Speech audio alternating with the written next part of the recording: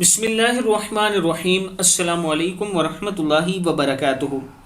عابد راجہ channel کی طرف سے آج میں اپنے دوستوں کو رسول اللہ صلی اللہ علیہ وآلہ وسلم کا ایک فرمان بتاؤں گا۔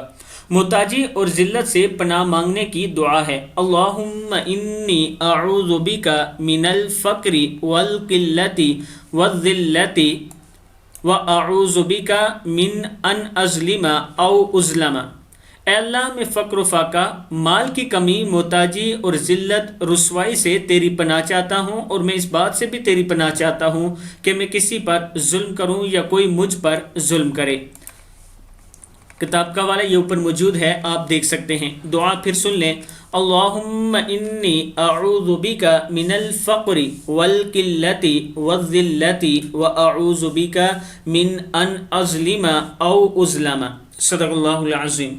اس دعا کو آپ یاد کر لیں۔ السلام علیکم ورحمۃ اللہ وبرکاتہ۔